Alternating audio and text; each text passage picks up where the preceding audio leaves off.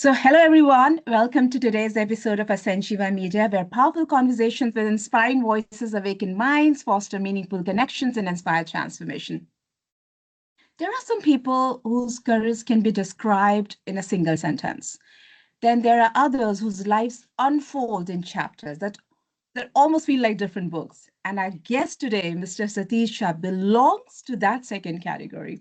He's a journalist, an entrepreneur, investor, education advocate, and recipient of the Indo-American Arts Council Lifetime Achievement Award.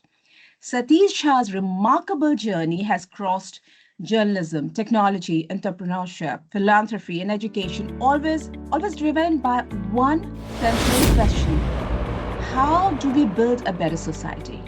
And he began his career with leading Hindi publications, including Jansatta of the Indian Express Group, where he developed a deep understanding of how ideas shape society. And his journey later expanded into technology and education innovation, including his work with One Laptop Per Child, strengthening his belief that technology can transform learning, but only when it is supported by the right educational ecosystem. And at the heart of his work is a simple yet powerful conviction: lasting transformation begins with education. And this philosophy is at the center of his book, The Full Plate, which challenges us to see education not as a single solution, but as a complete ecosystem where schools, teachers, families, communities, values, and opportunities all come together to unlock human potential. And the book contributes to the broader conversation on development and human capability, explored by thinkers such as Amartya Sen, or Dara Jabalu, or James Robinson, Abhijit Banerjee, Esther Duflo, while offering a practical perspective on turning ideas into meaningful action. Now, to me, what makes his vision especially compelling is that it extends far beyond ideas.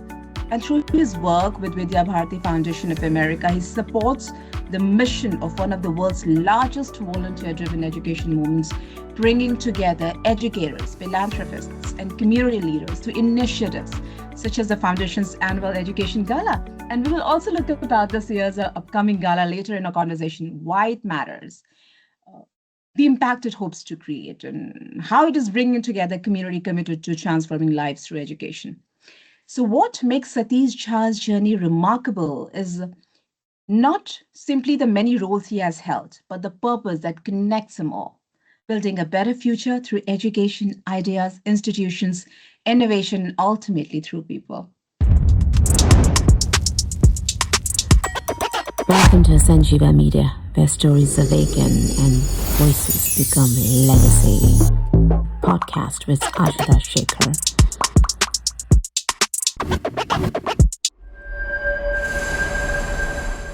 So today's conversation is not simply about a distinguished career. It is about thought, it is about evolution, and a lifelong commitment to creating meaningful impact. So it's my absolute pleasure to welcome Mr. Satish Jha to Satish Jha Media. Satish ji, thank you so much for joining us. Thank you so much. Satish ji, our audience is looking forward to learning not just about the milestones in your journey, but also about the ideas and experiences that have shaped your thinking over the years. So I would like to begin not with your career, but with you. Because before all the titles, as a journalist, as an editor, entrepreneur, investor, education advocate, author, there's a person. There's a person whose thinking has evolved over decades. So when you look back at your journey, what has remained constant through all the different roles you have played? And do you see those roles as separate careers or simply different expressions of the same purpose? I think your questions are answering for me as well. Fantastic. Okay, it Effectively, all what boils back happens, down to that deeper purpose. Okay, I got it. what happens Yeah, is that knowing yourself is a much more difficult project.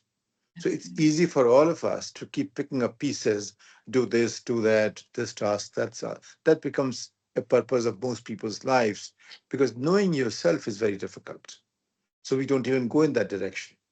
So if you begin to know yourself in the context of larger universe or world or society or whichever aspect of it you belong to, it Mm, changes the way you see things.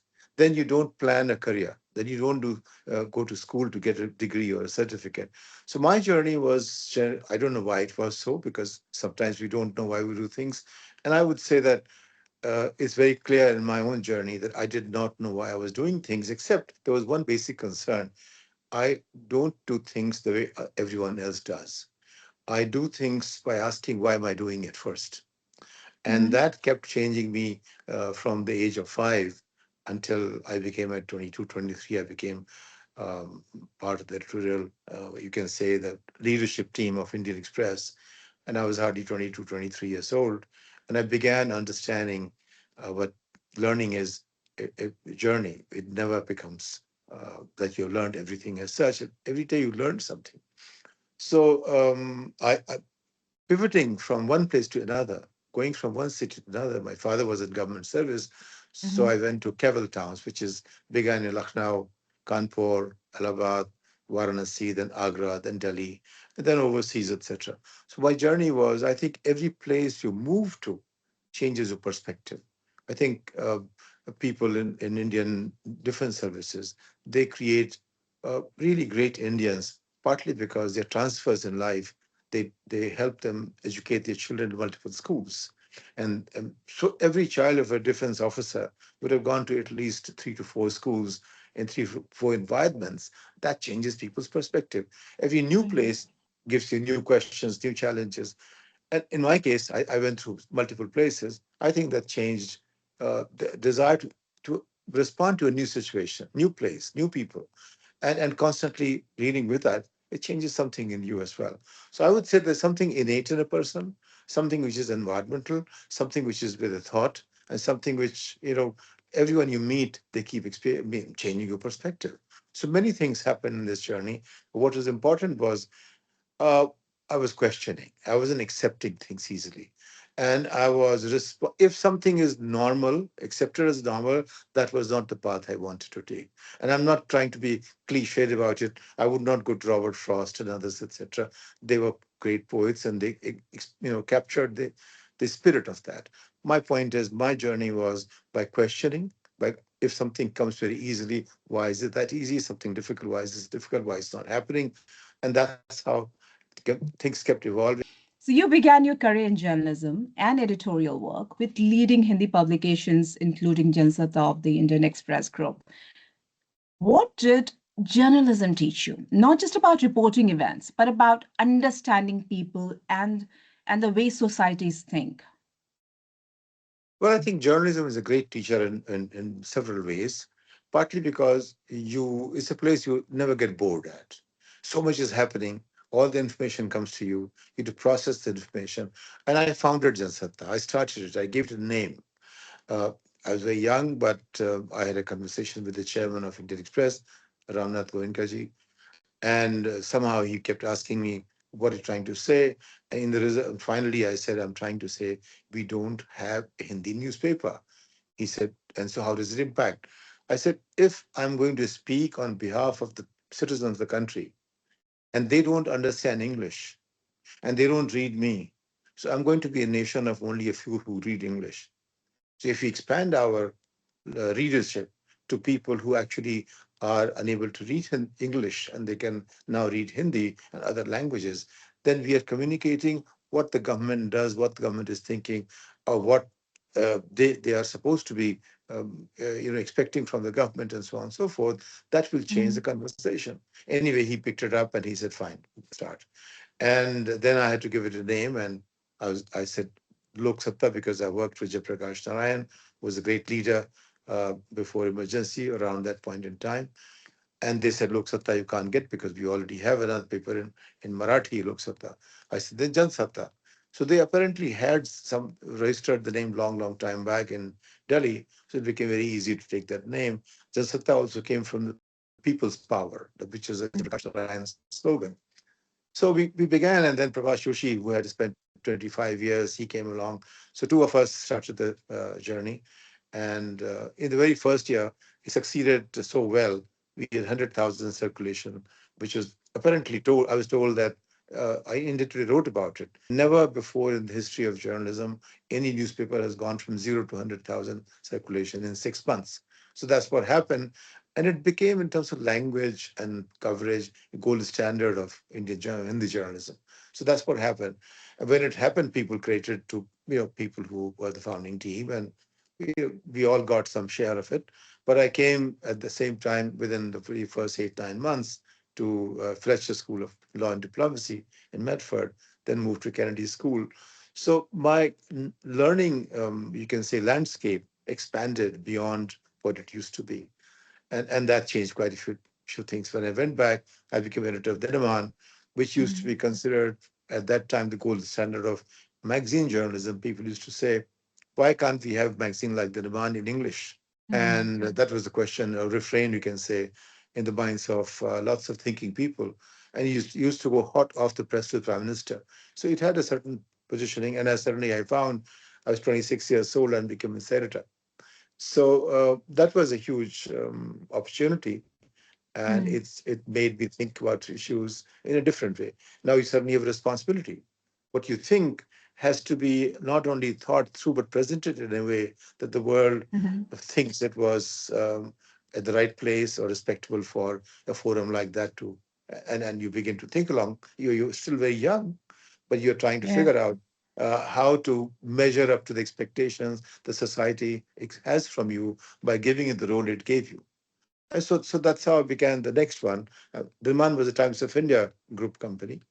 So Jansatta, I initially started Financial Express, then Indian Express business editor, then founded Jansatta along with blessings of Ramnath ji and Prabhas Joshi came along. And then I moved to Times of India. After that, I had some worked with Manmohan Singh in Geneva. He was a Secretary General of South Commission. So I was hanging around. He said, "What are you doing? So why don't you work with me?" He made me his advisor. And well, I got very bored because he was such a wonderful man. There was not much to do in South Commission actually. So I wrote a couple of policy papers, and then I did. Incidentally, I found a place where a new school was being built for managers of tomorrow. That was called Institute Theseus, Theseus, a Greek word, which was funded by MIT Sloan and INSEAD in France, Polytechnico di Milano in Italy, Hewlett Packard, France Telecom, another dozen big companies came together to fund it. There were 18 of us in the charter batch. I was the charter batch of that, which has now become EDHEC, EDHEC, which basically means École, whatever, Haute École Commerciale. So that's EDHEC in France. That's where I picked up what you call management, and what they call it MBA degree, but more than degree, I look at this way: degree is about education, but what you learn is what's important. I think all 18 of us learned the same things very differently. And I became a worldwide head technology for division of Hoffmann-La Roche in Basel, Switzerland. That's where I learned what management is. Before that, everything seemed, whatever you did was things were happening. Now you're looking at a much more diverse and a complex organization with 140 countries. You're meeting people with different culture and trying to understand why they do these things. And one big learning I must tell you, when we did things in Europe, the question was, how would people respond to it? When I went back to India again, and I was running a small consulting firm called James Martin Company, I was chairman of that. And then when I met people, they said, no, no, don't worry about that. You tell us and we'll make them believe. We make them try. So gap was huge. In India, it was easy for them to say, you give us solution, we will drive it through.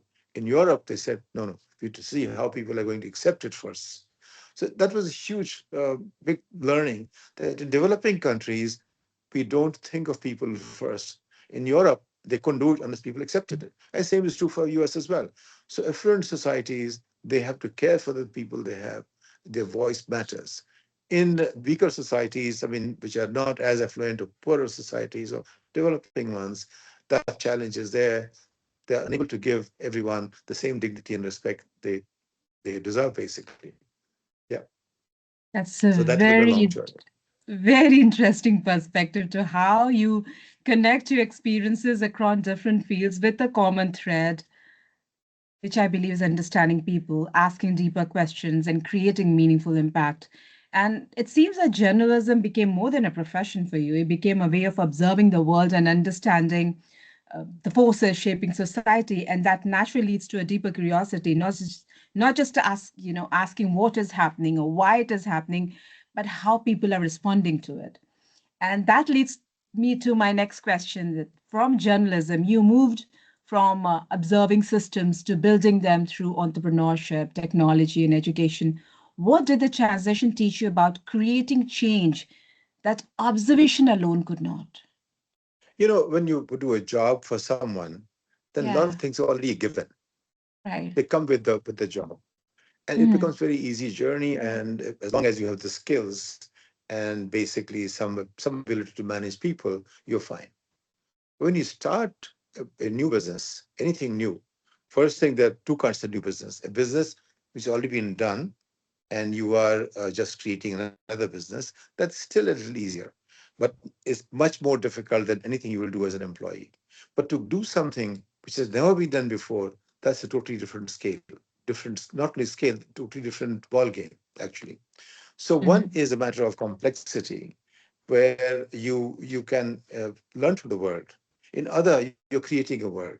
So I have done both sides, in the sense I picked up something the world had done, and then picked up mhm, several things the world had not done, and there were different kinds of learnings. So ultimately it is the kind of purpose that you have, the passion you have for achieving what you're looking at, the kind of instinct you have to get the right people with you, and ability to constantly, you're actually walking in quicksand all the time, as an entrepreneur in a mhm, new area which has not been used before. So if you look at this, is you can write 100 books on that, and it won't be. It's almost like this. Nearly all the poems are about people, right? It's about expression of feelings, and great feelings and tender feelings. And you can write billion poems, but can you say they've exhausted the whole storage of possibilities? No, that doesn't exhaust. Similarly with entrepreneurship. So everyone is going to become a different entrepreneur. And right now we are seeing one big name that we see who has become a trillionaire. Who would imagined that a human being will be a trillionaire in our time? And from 100 billions to a trillion in just about 3 to 4 years time frame, who could have imagined that? But so that's, in other words, it's infinite world of possibilities, world of infinite possibilities. And it all depends on how you deal with it. And everyone finds their own expression. And I dealt with new technologies at a smaller level. I took them from stage A to stage B, stage C, and I left it before that. So I was basically nurturing them in the early stages. From past the seed, sapling has come up. I'm nurturing that, watering it, taking to the next stage. Whatever I could do in 3 months, 6 months, or 1 year, that was interesting for me. And then I'll pass it on to people who initially founded the organizations. So that's the experience I had in founding it, and being a startup person. About mhm, 45 startups. And I think none died, but some succeeded. My best was about, in 39 months, $500 million valuation. That was the best I did. Some people have done much better, but it all depends on place where you are. It depends on what opportunities you saw, what kind of team emerged, what business model emerged. So many things go into making something great. And every single entrepreneur that you see, they're creating a whole new world. I just imagine OpenAI. OpenAI's invested, you can say, capital is more than the invested capital of the top 5 companies in India, more than that. Oh, and they have been around for a long, long time. Even here in America, the if you look at the capital base of OpenAI, is probably in the top 10, 15 companies. And it's just as young as only 3, 4, 5 years old. And similarly, if you look at the Cloud, another AI company, it has within 3, 4 years a $50 billion annual revenue. Who could imagine that? So I think entrepreneurship is about everyone who gets into that is creating a whole new world. And it all depends on the leader, founder, and the situations, which place, which time you are at, and what path you figured out or just happened. Path emerges in front of you. Is it that we figure it out? No, I think paths keep emerging in front of, and I can see many paths that came to me, and I did not choose them. So point is, it's not something any book can tell you. the person who is leading it, founding it, they all go through their own churn and they figure it out. And that's it's a very complex process. Very well said. I mean, entrepreneurship is definitely is almost is like creating whole new world. And what Yes. fascinating about your journey is that innovation was never just about creating something new. It was about learning, adapting, and understanding what works in the real world. The willingness to experiment, take risk, and learn from setbacks, it becomes an essential part of creating meaningful change. And that naturally brings me to another important chapter of your journey. You have worked directly with social enterprises like Tarahat, Digital Partners India, and Desi Power, while also supporting innovation through early stage investments in startups in the United States. So you have seen change from two very different perspectives, working on the ground with development challenges in India and engaging with innovation through the startup ecosystem. What have these experiences taught you about how meaningful change is created, sustained, and scaled? Well, now I have a different view, but I can tell you, I began at 17 years of age in a Mhm. village where I created the first thing called Vyapar Koti, which basically means, yeah, basically means trading house. It was idea was to help the landless laborers learn how a rupee they will invest as capital will become more valuable without them doing anything. So people don't understand how investment works, how capital works. So that was the whole idea it began with that point in time. And apparently somebody wrote a paper on that, and that paper was circulated around. And one day I get a copy of that saying that, well, though we don't really agree on many points, there's no reason why you shouldn't see what you did. And then Mm, 10 years, I think 12 years later, I was in Holland in some mhm, Erasmus University's International Institute of Social Studies. They talk about an experiment called Grameen in Bangladesh. I said, what is mhm, this? This looks like something I did. And it's mm, just turned out one idea. It got circulated around, and somebody more capable picked it up and became big experiment. And ideas have a way of finding their own expressions. So that was the right. beginning of it. That's the beginning of it all. And that's where I realized I didn't have the skills to create the next stage of whatever I'm watching and seeing and trying to create or seed. From there on, when I founded Digital Partners in India, now, by that time, I knew something more about the markets. I'd seen the global corporations, how they work. I had created a newspaper. I had a little more experience by this time. So it was easy for me. I still can't believe I meet somebody in a board and I said, I think you should put something in it. Then he meets me, same another meeting in Delhi. And I had only, this is my second meeting with the guy. I said, by the way, I thought we talked about it. He said, yes, just send me a letter. And I sent him a letter and he sends me a decent amount.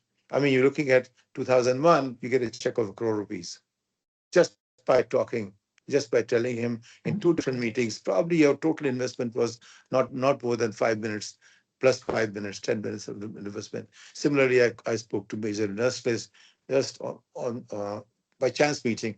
I said, I think you should contribute to that. He said, well, today is what, last week of March. So probably it's all done, but before 30th June, you'll get something from me. And 27th or 26th of June, my office calls me and says, somebody has called to find out what's your address.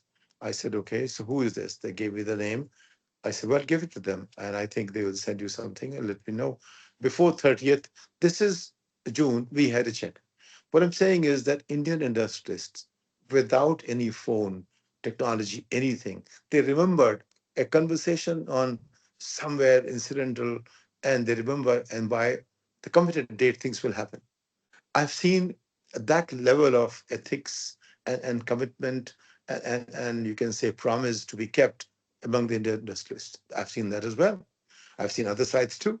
But these are the two great stories where, without much effort, because you're doing something interesting, society comes together, did that. Similarly, Tarahat.com, their entire technology piece was given by my team, which was our contribution to that project. But Mhm, Tarahat.com team was learning constantly. So they were not creating new value. They were more interested in mhm, learning. And some teams are like they want to learn more and more and more. And some they work with what have they learned, they can create new value. So Taraha.com, whatever we created, it when it went to ITC, it became eChopal. Echopal became a huge experiment, and the chairman of ITC, he got Petersburg Prize from World Bank. I was involved in that as well. And similarly, it went to Hindustan Lever, which became a Shakti project. We don't hear much about it, but they used the way they did. But Tarahat.com remained where it was. But it's two expressions you can call in two different large companies of India achieved a kind of a scale which was always in everyone's dream, but only they could have made it possible. So that's what happened too. Digital Partners, I think, created Baramati initiative with Baramati is the village of Sharad Pawar, who was a very prominent, who is prominent politician, but at that Right. time he was really very, very powerful. And so we had a kind of working together. And when I was a couple of years back, I met him, he said, whatever we began, now we have 30,000 students. Now we need to raise the quality. And I said, whenever you come to me, I'll come there because if you don't come to me, I know you're not ready for the job. Because he's so busy. He's so busy. But we had a great, great relationship in that sense, working together. It was a great fun working with Pawar. Wow, it does seem like you're always at the right place at the right time with right people. So there are too many And right places. We could only be at a few. right. And looking back, your journey, I think your journey has allowed you to see change from multiple perspectives as an observer through journalism, as a builder through entrepreneurship and technology, and as an investor supporting new ideas. But through these experiences, you developed a deeper understanding that lasting change happens when different pieces come together. And I think this is a philosophy that connects strongly with your book, The Full Plate. So, in your book, The Full Plate, you use a powerful metaphor to describe education, not as a single solution, but as a combination of many interconnected elements working together. What made you see education through this lens, and why did the idea of full plate capture that vision so well?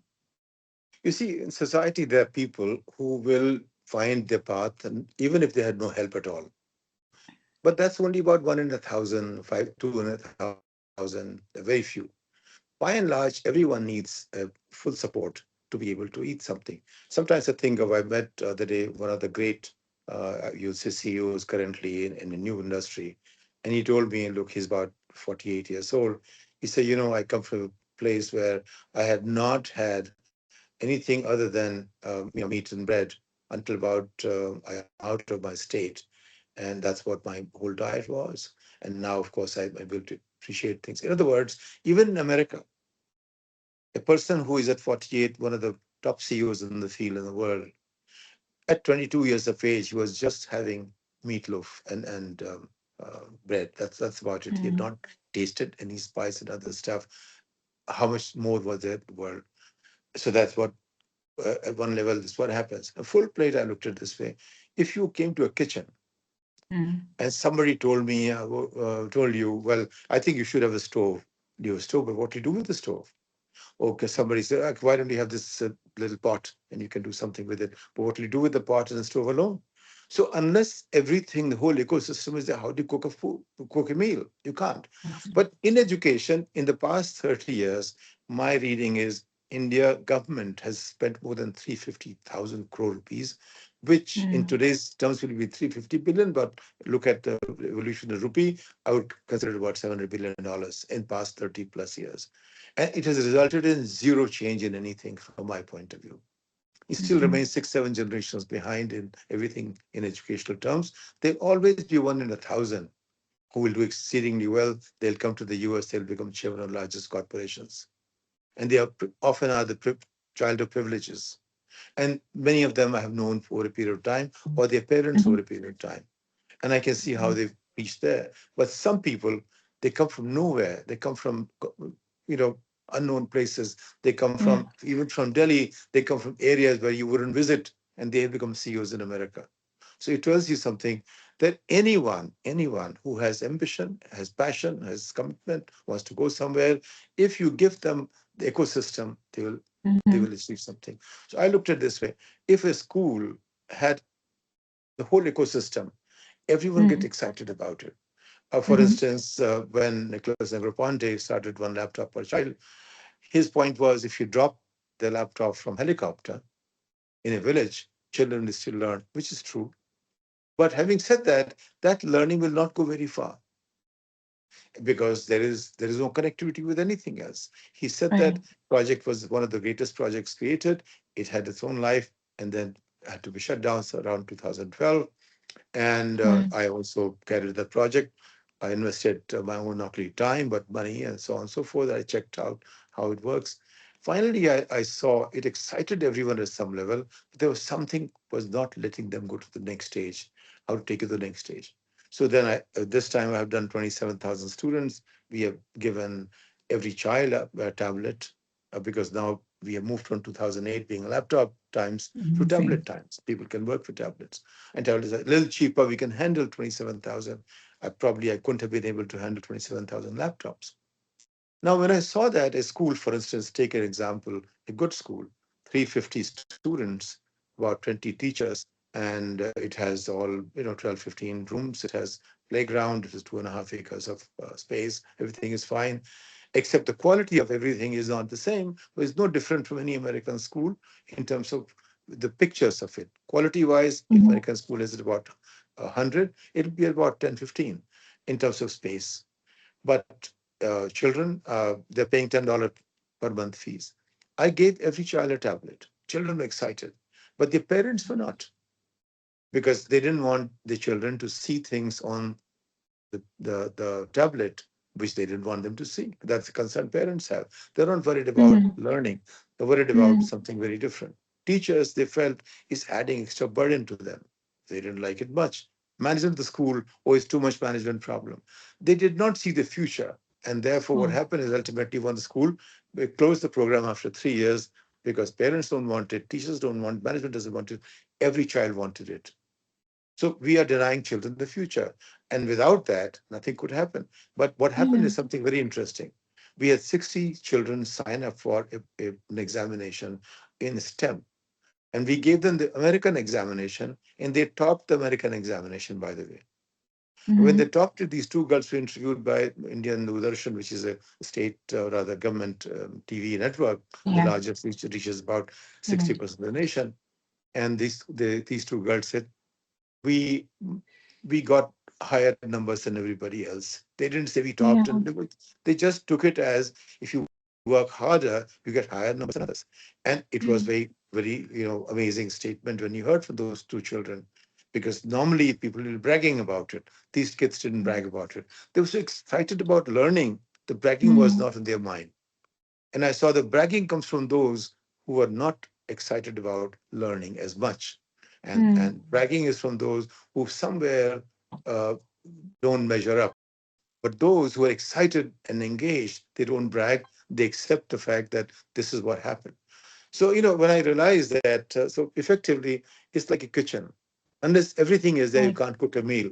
So, learning happens when everything is there in the school system. Otherwise, you learn one piece here, one piece there, and it doesn't Right. really help prepare you for anything big. So, one thing I would say Yeah. is one reason after 80 years of freedom, if India hasn't produced a single scientist of repute internationally, Mm-hmm. single Mm-hmm. theory, single anything or product or technology which the world says you have created well. The reason is that we don't learn. We get educated. Yeah. We get certificates. We pass examination. So school is not a place to learn. School is a place to Right. go and get a certificate or get a degree. And that's what's Mm-hmm. happened. So they Mm-hmm. turned the meaning of everything into something more base level. Right. Its possibilities were infinite, and they chose the base instead. So that's what it is. So unless you create the whole ecosystem, education or learning doesn't really happen. What happens is bits and pieces of here and there. So Yeah. and that's why suddenly I found my book. I wrote it as a practitioner, and I see suddenly it's being talked about in the same league as Professor Sen, and Abhijit was a couple of years my junior in JNU. And I know Mm-hmm. him and I know Esther Duflo, both got Nobel Mm-hmm. Prizes. And Ajit is an amazing guy. He began being noticed by the world by the time mid 90s, 30 years back. Right. And then he got the Nobel as well. But the work they did was more about what they were doing. The work I'm doing is work about how education will change. They are observing from a certain perspective. I'm looking Mm-hmm. at how the lives will change. Right? That's a big difference. And I think a meaningful change rarely comes from isolated solutions. I think it comes from understanding how different elements connect and influence one another. That's right. And as the saying goes, the whole is greater than the sum of its parts.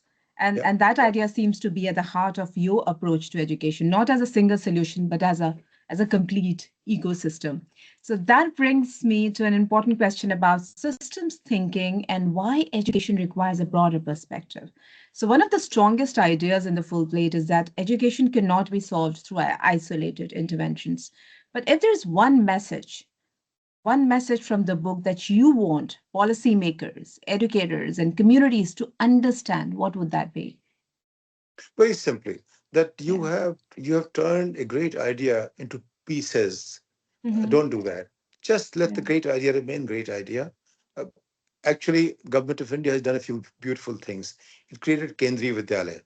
Hmm. Now, Kendriya Vidyalaya has a full plate approach, but at a very low level. In the sense, it's not the best kitchen you want to have, but it's a full kitchen. So the students who come out of Kendriya Vidyalaya, they do a great job. Similar Navodaya Vidyalaya. Navodaya Vidyalaya is people who are even more challenged financially, and they come Right. from remote areas, but they get boarding facilities as well. So the Yeah. cost of uh, educating every child in Kendriya Vidyalaya, if you don't take the pensions of the teachers, etc., is about $600 a year. Of Mm. educating at Navodaya is about $11 a year. I'm not counting the biggest expense here is the salary of teachers. Now, teachers being paid so much in government schools that they don't go to school. They, in fact, hire someone and pay them something to go and sit on their behalf. And that's become a response of Indian teachers rather than getting the good salary they began getting because of the effort we made. We thought good salary will get good teachers. What happened Hmm. is the teachers who came, they began subcontracting their teaching to other people, and that's where India is. So this is a social response to a situation. So what happens is Kendriya Vidyalaya and Navodaya Vidyalaya are two good examples of what India can afford to play with. But if you really want to do a good job, if India begins to spend $1,000 per child today, the kind of ecosystem it will create for learning will be comparable to what US achieves in $15,000. They can Right. do that. But what they spend is less than $100. Yeah. So what happens is like my point is you're boiling water at 30 degrees Celsius. You've been doing Mm. it for 80 years, get no result at all. You spend some energy, there's a cost to boiling at 30 degrees. But unless you boil it to 100 degrees, there will be no change of Yeah. state. And learning is about change of state, changing, uh, Mm. every student who Mm. is being given an opportunity, their potential is infinite. You Mm. cannot put some kind of marker on that. You can only go from here to there. Right. Imagine Einstein. Imagine any great scientist. Could you put some kind of cap on their possibilities? No. So Mm. once India recognizes that our greatest asset are people, children, and these children, if they're nurtured well from nutrition in the beginning, first few years, and then at the level of schooling, give them a full plate approach to learning and not just get a certificate or just push them with the kind of curriculum they have. Let them learn, not just push a curriculum which is 6 generations behind the game to begin with. Right. No matter what they do, whatever they create is a few generations behind the world. And Hmm. that's what keeps them behind. So some people will always be so good, they will run global corporations, they will become leaders. In a community of 1.5 billion people, you'll always find 15,000 exceptional people. So I would say that if Right. India begins to see the potential of these people and consider this, the greatest asset that a nation has is the people. It's not the land, it's the mind, right? So I Mm. normally say mind the mind, not the land. And to mind the mind, you got to nurture the mind. Right. And that's what creates. I keep telling people in India particularly, I suggest think of which are the largest corporations in the world. How old are they? They're all under 50 years. How old is Mm. Indian? Free India is 80 years. You could have done that. But today you can't do it. And when they start investing in AI, they think of $5 and $10 billion. That also comes from the US, not from India. Mm. And in the meantime, US is investing $1 trillion. So the gap between the frontiers of the world and India will Mm. remain several generations apart, and which is sad because the potential of people everywhere on the planet is similar. And in a 1.5 billion people, you have a whole range of amazing minds which are just being allowed not to explore their own possibilities. Yeah. Mm. And what emerges from your perspective is that education transformation requires more than ideas. It requires nurturing minds, nurturing talents, and institutions, communities that can turn those ideas into action. And that brings us to an organization that represents many of these ideas in action, Vidya Bharti. Because at its core, Vidya Bharati is not only about providing access to education, it's also about creating a complete environment where learning, value, Yeah. discipline, community involvement, and a sense of purpose come together. Yeah. So when you look at Vidya Bharati's model, where education values discipline and community participation, everything coming together, what philosophy drives this approach, and how can others contribute to this mission? See, it began as a exercise which was in Mhm. response to the quality of education India had. So Indian education was British created the infrastructure for the inherited education system. What we had before British, that was kind of a ramshackle. It was Mhm. not really available in a way that new middle class, new low middle class will go there. So people not going there. They were going to government schools, mission schools. So Nehru decided to have lots of schools, and we suddenly have a lot of schools, and there was a structure. All these schools had buildings and teachers. Things were done. Uh, but Vidya Bharati recognized that job is much bigger. And in Mhm. 1952, somebody decided to create one school where values were important. So biggest with Mhm. values. So for instance, they began with Saraswati Vandana. They didn't want to forget everything. They realized Mhm. that mission school, when you go to, they start with some prayer of Jesus Christ, Ishu Mera Charvaha in Hindi, in every language they Mhm. created. So this is mission schools. They said we should have our culture. Their response was to we are forgetting our own culture because British gave the school where we learn nothing about us. Whatever Right. is taught to us is through their eyes, and we have to find our eyes. That's how it began. But think of it this way: in 73 years, they created some 15,000 schools, which means every year 200 schools on an average, which means every week you're looking at 4 schools. This is what Mhm. they created. And then there are about almost equal number of informal schools. These are formal Mhm. schools which are no different except the lower quality of buildings like the US. Yeah. Area will be similar, not very different, but the quality will be there's huge difference in quality, like everything else. But the structure is there. So there were the 15,000 such schools. Now they educate 3.5 million children in India. As Mhm. of today, India has 250 million students. 3.5 million are educated at Vidya Bharati, which is about almost 1.3%. So about in 1,013 students go to Vidya Bharati. But when you look at the board results, 50% of the top 10 students in every state, more or less, they are from Vidya Bharati. So I Mhm. would say, in a matter of understanding, they pick up 1% of students and take them to 50% of the board, top 10 achievers.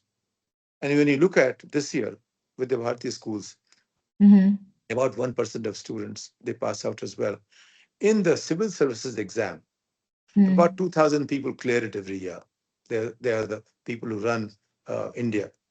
So there are IAS and IPS and IFS and various other allied services. About 2,000 people are picked up every year from the population of every year. About you're looking at uh, 25 million children pass out of the school Mhm. system to go to the college, Mhm.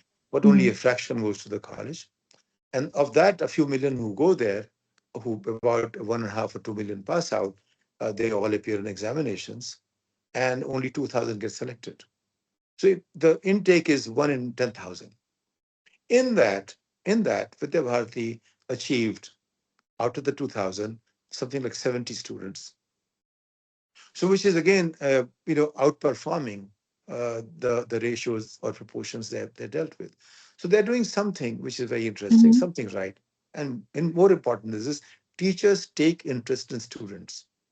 Teachers will Mhm. go to students' home at 10 o'clock at night. Is he studying well? Is she studying well? They will ask the Right. parents. And this is what teacher does as a matter of routine. So they are Yeah. resist. And they are not people who leave schools. They remain at the school for their entire lifetime. Mm, Sometimes they get transferred from this school to that school. So there are many things which I think we should try to study, or some large mm, organizations try to study. How does this totally networked organization, which is not mm, centralized, where all these institutions are independent entities, there are 15,000 of them. I mean, I'm saying 150,000 teachers, 15,000 students, sorry, schools, and 3.5 million. mm, Now they have two universities as well. So they are mm. expanding at a scale which is not easy to even get your head wrapped around easily. Yeah. So that's the kind of things they're doing. And everything, the land is donated by somebody locally. The Mm, building is rented by some business person who names it after some dear one. They have lost parents, siblings, children, whatever, etc. And the expenses, operational expenses, are met by students' parents. And if there is a mm, shortage, some donations, etc., come in for that. And they raise money for raising the bar. So, for instance, my contribution, I adopted 27 schools. And my mm, contribution was to give every child a tablet. I said, I will not contribute to creating mm, buildings. I mm, made every class 600 classroom. So they are smart classrooms. So I created that possibility for them to have 600 smart classrooms or mm, 27,000 students each with tablet and so on and so forth. So, it's a 5-year project. Some are already completed, some are in the process of completing, but that's the journey I took. mm, And the result is like a couple of these kids who topped American examinations. So the children mm. who have been touched by this will not be the same again. They will learn Yeah. differently. They will be different kinds of citizens. So that's the whole idea. And so that's what I did. So Vidya Bharati is I would say, given what India can afford, Vidya Bharati does an exceptional job of keeping the culture within curriculum the way it is. What it Mm-hmm. cannot do without infusion of new, you can say, capital or new Yeah. resources, to create children who will be leading in science, in thinking. So they can compete with what they see. They can't Mm. compete with what they don't see. And India needs to Yeah. get into that space. So what I was trying to do is help them see what they're not allowed to see, they're not given to see. But society resist it. Nonetheless, I mean, some resist and some go along with you. So we are looking for Mm, those who can go along with us. So I would mm, say my dream will be if every family, Indian family mm, in America, the mm, diaspora, they mm, choose one village or one school or one class. I think then we can contribute something which India as a nation or a government hasn't managed to contribute. mm, And things will happen at the level that our future generation won't be running 6 generations behind. They mm, probably will be much closer to the global, you can say, expectations and capabilities and skills and thinking. So that'd be a dream if that happens. mm, So if every single family, I mean, how much are we talking about? You can just take a class instead of mm, the whole school. Whole mm. school, you're looking $500 per student. That's Yeah. what the requirement is over and above whatever they do. In Mm. $500, we can have a student in India uh, learning at the comparable level as what America achieves at about $15,000. That's where Vidya Wow. Bharati is today. What fascinating is that across every chapter of your journey, journalism or entrepreneurship or education and investing, there seems to be a common thread, a search for deeper understanding and meaning. And I think that search also found expression through poetry. You have described yourself as an accidental poet, where poetry emerged, where poetry emerged not as a departure from your work, but as another way of exploring truth, human experiences, and deeper realities. And in works like yesterday, I saw that in works like Before Birth, Janam Se Pehle, you reflect on the themes of consciousness, existence, and the human journey. Would it be fair to say that poetry became another way for you to continue that lifelong search for understanding people, emotions, and the realities beneath the surface? You know what happened? Poetry happened because prose is very difficult. Yeah. Prose demands too much from you, and still people don't read as much. But poetry communicates to the soul. You feel it, while prose challenges the mind. So Right. in that journey, one day it just happened very, very accidentally. I was looking at prose and incantated basically those sentences. I said, the same sentence, when you cut it into pieces, begins to speak differently. That was the first Yeah. experiment. And when I saw that, and slowly those things became addressing you in a very different way. And slowly Yeah. lines start becoming more meaningful, etc. So I went through that process, and then I said, big thing is today we have an AI, because how do Yeah. you find out what you're doing is meaningful? So I asked Yes. AI, and they said, well, this is very interesting, and so on and so forth. I said, well, AI always, people told me they always say good things. So I said, well, if not one AI, go to the second AI. And they all said Yeah. something different, but they all Yeah. encouraged you. Then I said, is there ranking, etc.? So I began ranking. I said, show me, is there ranking, etc.? Then I asked, so which is the comparable work that is basically doing? This is how it went. And suddenly I found that one day it says that if you just go by reading your poetry, then you today are the best living poet on the planet. I said, this is called hallucination. We call AI. So then they said, no, you are the only poet today who is operating in four registers, four languages: Maithili, Hindi, Urdu, and English. I said, why should it be so? But none of the things you write in Maithili and Hindi and Urdu and English, even the theme is same, they look at four different ways of expressing the same thing. So, you kept learning. So I became member of the AI University. I, Hmm. I can say one thing, the kind of conversation you have with it is phenomenal, because it brings in a lot of knowledge. And then you Mm. say something, I give it a sentence, I get about 5 pages to read. And Mm. and you read that and it educates you. So I think it's a great university. It's a self-learning, self-tutoring. And Yeah. from someone who did not know anything about poetics, I read the poets, but not the Yeah. poetry. I read the poems, but it's just like this. You see 1,000 films. Can you make a film? Yeah. No, I wasn't expecting to. But it just began Mm. the journey by one long sentence. You cut it into pieces and they begin to Mm. have. So that's how it began. So I think I'm a little lazy person. So poem became a better way to express myself than a long prose. Even though I write Yeah. every day something or the other on Mm. for American Bazaar, American Kahani, New India Yeah. Abroad, Chauthi Dunya, Satya Yeah. Hindi, Naya India. So there are quite a few. Sometimes the print, the wire, whatever, something like that. So things keep happening. But that said, I need to write something now that I've got into it. For 30 years, I didn't write. For 8 years, I wrote every day, one editorial Mm. every week, one Mm. column. And I got used to that. And then for 30 years, when somebody insisted, I wrote. And I didn't mind reading my own articles sometimes. Not always, but sometimes felt good to read that, even afterwards. But now that I do it, and I see the result, so if the world belonged to AI, then probably I have a very, very high positioning in the world of AI as a poet. But if the Mm. world belongs to socialized poet, then probably nobody knows me except some people who are my friends. Which one you find it easier? The editorial But work or your yeah, poems? no, Um, poems have become much easier for me. okay. And earlier on, Mm. I couldn't even imagine. I used to wonder, these poets. I mean, what are they born with? Because it's. But today I know that poem is becoming slowly and slowly more natural for me. It's just Mm. that even now it takes a little more time, but it Yeah. it it it takes more of your thought and feelings than you see. Um, Prose is logical. Yes. Prose requires a lot of data. Poetry doesn't require data; it requires feelings. Right. So you Right. operate totally different registers. Yes. Yes. So that's what happened. All incidental, totally accidental. Yeah. I think in every phase of our journey, in every phase of our life, we discover something new about ourselves, right? You In will. fact, just the other day, one of my friends from BBC London, Yeah. his wife, and she became a dame in England. She wrote to Hmm. me, I thought this was an AI miracle. I said, you're right. Yeah. So I said, you're right, because when I wrote editorial, you think I wrote it? No, typewriter wrote it.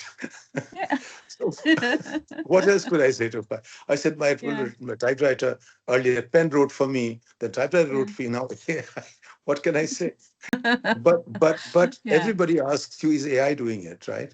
Of Yeah. course, Exactly. AI is a tool, just like Yeah. typewriter was, just like pen is, Right. just like every dictionary was. Yeah. Everything that they're all aids to our learning, right? But AI can't Exactly. write a poem for you. I mean, if it does, it'll be a funny poem, I guess. I know it is. I mean, I tried. I faltered so many times. Nothing fit to what I really wanted it to. You The can't. kind of It's yeah, you it's can't. It's yeah. yeah. So yeah, it's hit and miss. But what I find beautiful in that reflection is the idea that beneath every system or institution initiative, there's always human stories, people, Yes. aspiration, dreams, and lives being shaped. And that same belief seems to run through your work in education. That meaningful change is not just about building systems, but about creating opportunities for individuals and communities. And that brings us to another important expression of this mission, the Vidya Bharati Foundation of America annual gala. So I know this year's gala brings together leaders from technology, education, entrepreneurship, healthcare, and philanthropy. What does this gathering represent, and why is collaboration across different fields essential for the future of education? Well, you see, we can't really have a full plate everywhere, but we have to try to find what is the most interesting Yeah, part. So this year, I requested Ramesh Raskar. To give you a yeah, sense, Ramesh Raskar, not many people know about him. yeah, And mm, something with the vision, something with the eyes, and so on. So, and he's yeah, trying to create answers for the world, for the poorest, and affordable answers at that. So I'm not going in technical terms because he's using very long expressions for whatever he's doing. But what he's doing is he's using artificial intelligence to mm, aid the vision and the possibilities of helping those who have challenges. But more than that, if you look at since mm, 1947, in 80 years, if you're going to ask a question, tell me the 10 members of Indian diaspora of Indian origin who have contributed the most in the field of innovation and something. Raskar will be one of the top five, six, seven.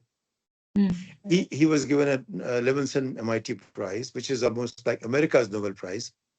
Yeah, he came 20 years back to do PhD. You can imagine. So why is it interesting for me? That they've become mm, entrepreneurs, they've become corporate executives, but not many Indians have become creators of knowledge for the future. Some have become, and but not many. He's one of those mm, who is visible. He's not a man of science. He's a man of yeah, technology. He's not thinking mm, about how the science, how to explore and unravel science. He's looking at okay, what is available, how to turn that into something which is useful. And at that level, he has basically done. If you look at even ask question, who are the among the top innovators in America? mm, Forget about India. His name will be among the top 10, 15.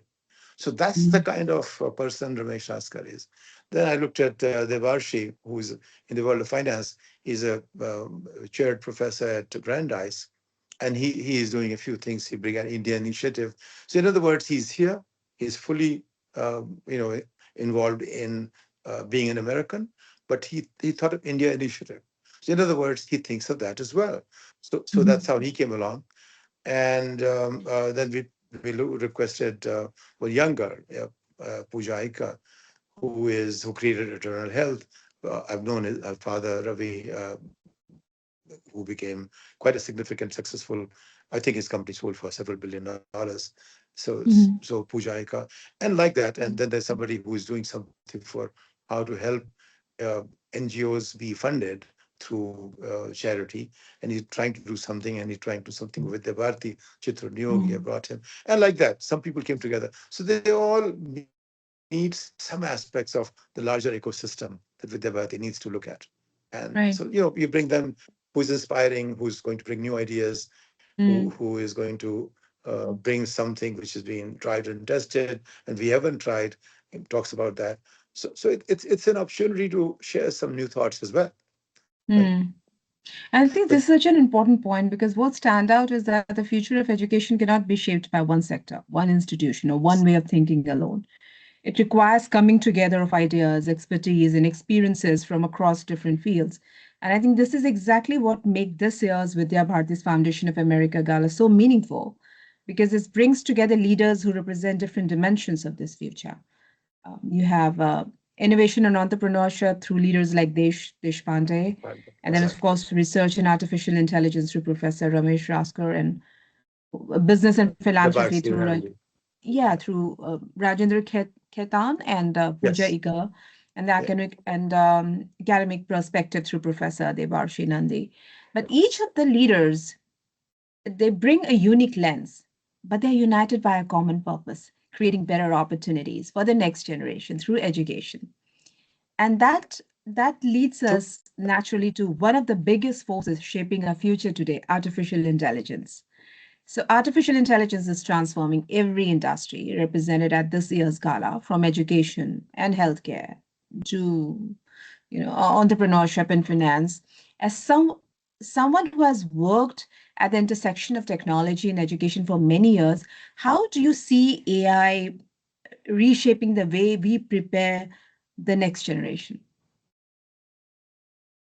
I think, Mm, I used to say that telecom, yeah, what, 30 years, 40 years back, once we asked the minister and the government, they said it will not be possible for them to provide one telephone to every home of the 60 crore people in 1985 by 2100. And then yeah, technology changed. By 2005, right, almost every home had a phone.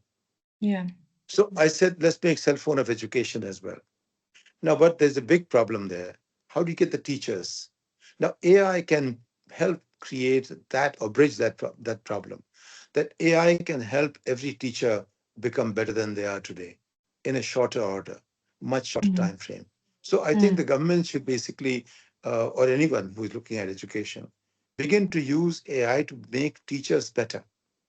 As yeah, of today, our teachers mm, in school system, they are not ready to help children to go to the next stage. They live 10 mm, generations behind in their minds, in their values, the way they think about the knowledge, about anything, the way they connect, they remain way behind. AI can help them become better. Now, for instance, mm, it's very easy to help AI create a much better video lesson in anything, which was mm, impossible, unthinkable.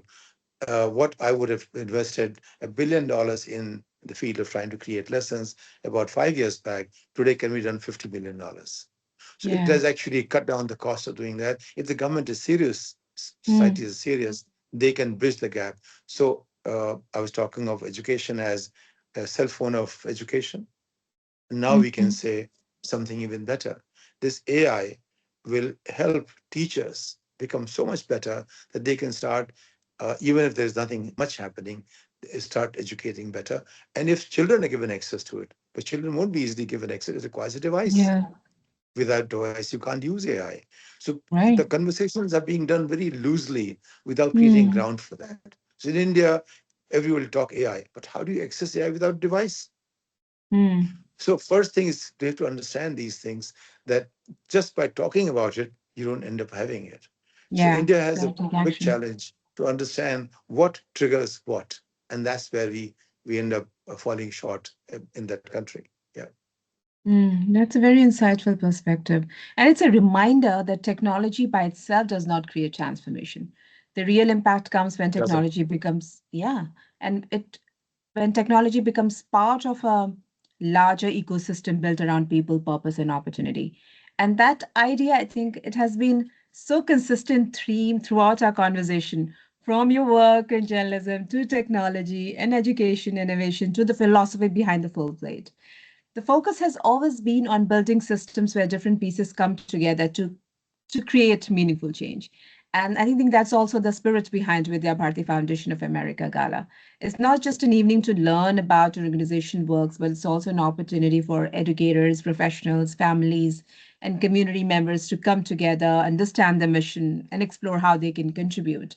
So, how, for professionals or educators, families, and community members who want to learn more or become part of this effort, how they can engage with the gala and the larger mission of Vidya Bharati? You see, Gala is an opportunity to talk to Yes. people who have created successful experiments and to Mm, connect how can they make a change possible. For instance, I used to initially do it at my home. We used to get about 80 to 100 people.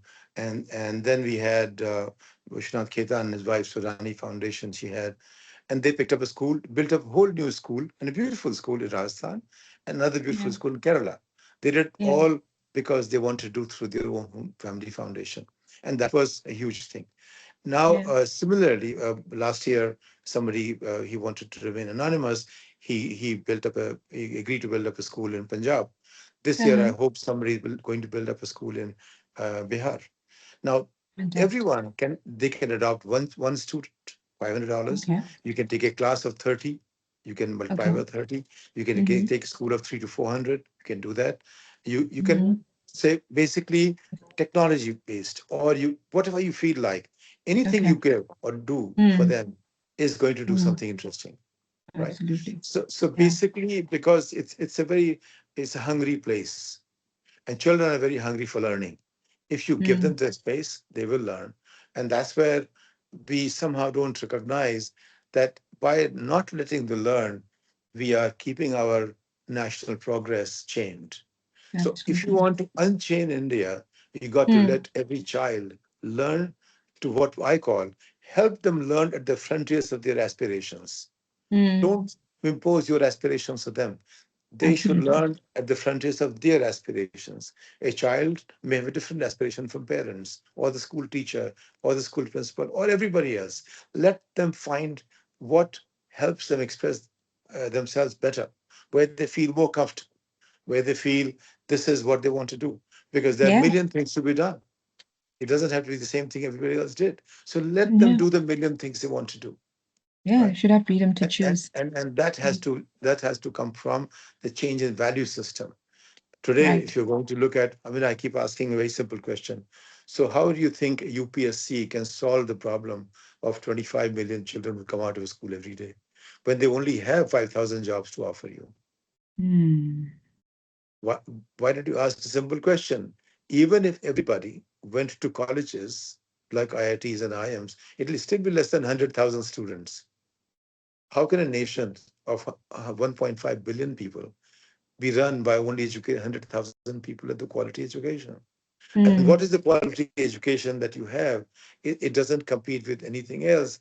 And don't tell me that just because our people went overseas and they became successful in America, they could have been successful here as well. Every retired chairman I've spoken to, they said, including Indira Nooyi, she said, I couldn't have done this in my country. Everybody said Mm. the same thing. They couldn't have done the same thing in their own country. So we have to recognize when people go to a new environment, they respond to the new environment, and new Mm. environment gives them opportunities. So when you look at a very simple number, today America has 5.5 million Mm. Indians. Overall in the world, we have what close to 50 million. Government puts out a number of 30 million. I look at 50 million. Sat down to calculate the total value created by the 50 million members of India who are outside India called Indian diaspora is as much as India does with 1.5 billion people. What does it tell you? The 5.5 million people Mm. of Indian origin in America, they create about $750 billion of value every year, which is one fourth of Yeah. India's GDP. So 5.5 million people in America create one fourth of India's GDP. What does it tell you? So if India had done something like that, where will Yeah. it be? So you hear when people write wishful thinking books, 50 trillion, I mean, as if trillions don't matter. They don't even know Yeah. the meaning of a trillion. Yeah. I mean, they have to recognize that India went in 2000, from 2004, at about 5 billion to 2 trillion in Mhm. 2014, means four times, almost 3.5 to 4 times in 10 years then. And 2014 to 2024 it went from about 2.2 trillion to about 3.7, 3.8, which is about 70%. So of growth. So rates came down for three times 70%, and it Mm. cannot be sustained at that level, Mm. provided you have everyone thinking Mm. at a different level. But what Yeah. happened is the whole thinking process changed in the country, and there was excitement, but the Mm. excitement was not translated into skills and thinking Yes. and tomorrow. And they have to come together somewhere. Mm. Tell me one thing, Satish. If we were to have this conversation again 20 years from now, what would you hope has changed, not only in India's education system, but in the way the world approaches education, learning, and human potential? You see, one thing is Yeah. going to happen. You Yeah. won't need bigger buildings to educate people. Right. That's not True. important. What was infrastructure necessary yesterday? That's not important. Yeah. What's important is creating a way where the knowledge which is invisible is served or is made accessible to people wherever Mm. they want, wherever they need. So if Yes. your food is going to live in your device, and it reminds you, for instance, when I talk to any of the agents of the current AI systems, they tell Mm. me at certain time, fine, you've asked me to do this research, your research is here, your research was complex, whatever. And then I tell five different AI engines, it costs a lot of money. If Yeah. you are going to use five AI engines, you're looking at giving a couple of $1,000 a month just for your fees, right?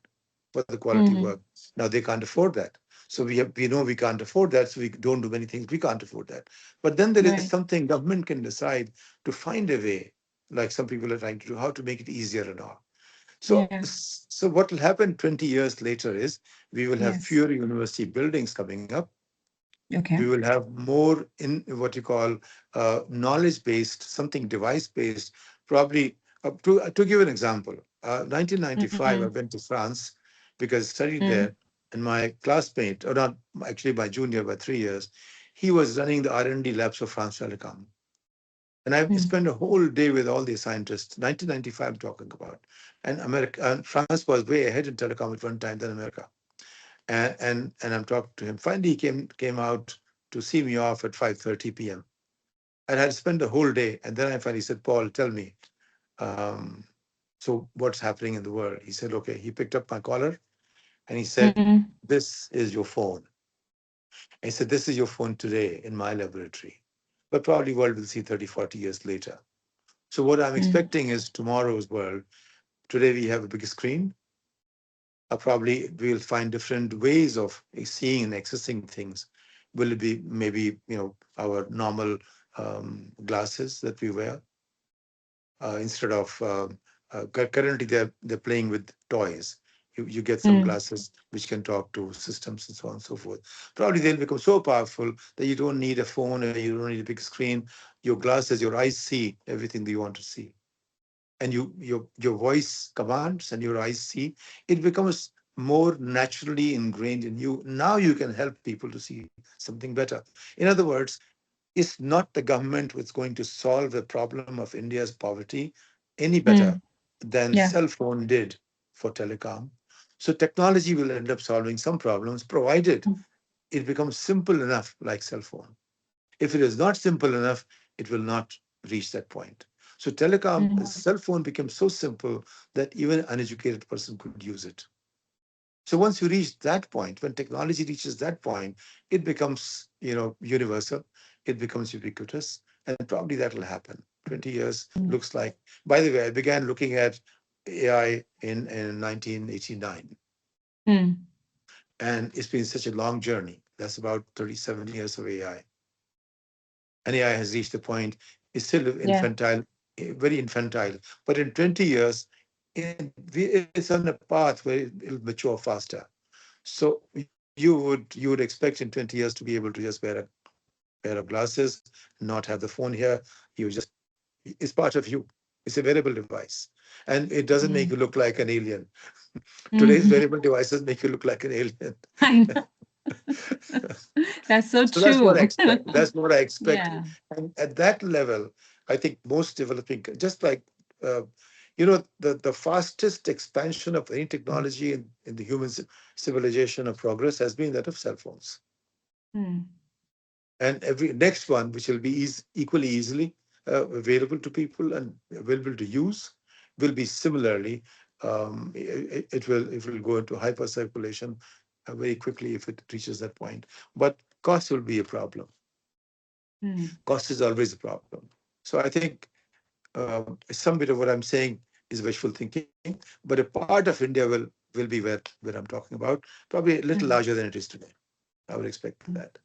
US will be, of course, there. But even today, if you Mm. see, not everyone in the US is using technology the same way as Yeah. West, right? Mm. Even here. So in Europe too. So it will be used Mm. by people at the level of their ability to use anything.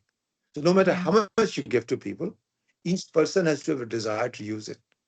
Same AI is being Yes. used. In fact, I wrote my first article about a year and a half back. You know what I said? Mm. AI will make America smarter and India dumber. And that's what was happening. Yeah.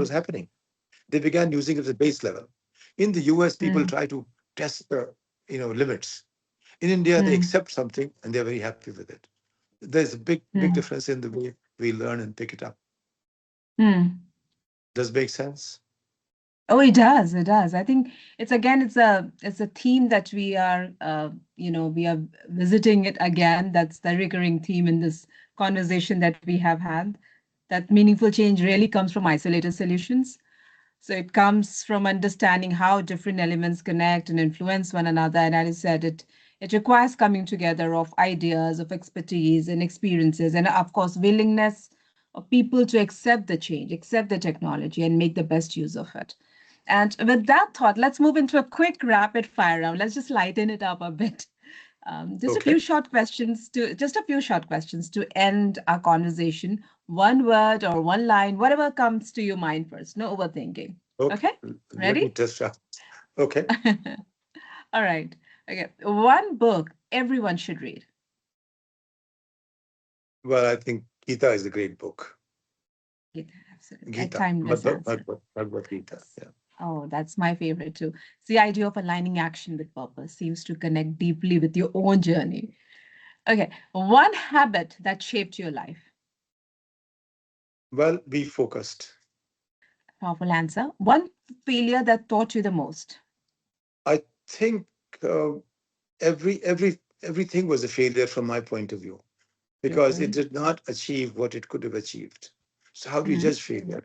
So I think everything was a learning and a failure and some success. It's a mix Yes. of everything. Hmm. I think that mindset transformed failure from setback into part of the learning process. Yeah. Yes. What does the success mean to you today? Well, I think no matter how much you succeed, there's somebody succeeded more. And I think success is That's very true. personal. You have to feel good about what you do. Success is a Mm. very personal thing. I won't judge anybody's success on any of the Mm. metrics as such, right? Yeah. Because it has to be something that speaks to you, Mm. right? So What does it doesn't what matter. what does it what speaks to you? You have to feel good about something. It Okay. makes you feel Mm. satisfied about something. Or even better, it makes you feel satisfied and then leaves you some dissatisfaction so you can do more. That's more successful. Hmm. Hmm. Continuous learning. Good. One belief you have carried throughout your journey. Respect for the other. You described yourself as an accidental poet. What would you say to someone who feels a creative voice within them but never has had the courage to express it? Well, unless you take the next leap, you Yeah. will not know what it feels. I Mm. for 40 years I didn't, and suddenly one morning at 3 o'clock, I it began doing something. Some magic began happening. I let myself go. So just let yourself go some point in time. It'll take you somewhere. It took you 40 years. I think It took sometimes discovering our own voice begins simply by giving ourselves a freedom to listen. yes. Right? Okay, so if you could leave our audience with one thought or message to carry forward in their own journey, what would it be? Just help someone who can't help himself or herself find Mm, the new frontier. Just one person each. mm. That's it. That's beautiful. That's a beautiful thought. So thank you, Satish ji. The conversation today, I'm sure that you would agree, it was never just about journalism or entrepreneurship or education, poetry, or systems. It was about something deeper. What becomes possible when the person continues to evolve, continues to learn, continues to ask better questions, and continues to believe that ideas still shape societies. And your journey is a reminder that success is not defined by a single identity. I think it's defined by feeling, about what you feel at the end of the day, and by the ability to live one purpose across many forms. So thank you so much for sharing your reflections, your experiences, and your perspective with us.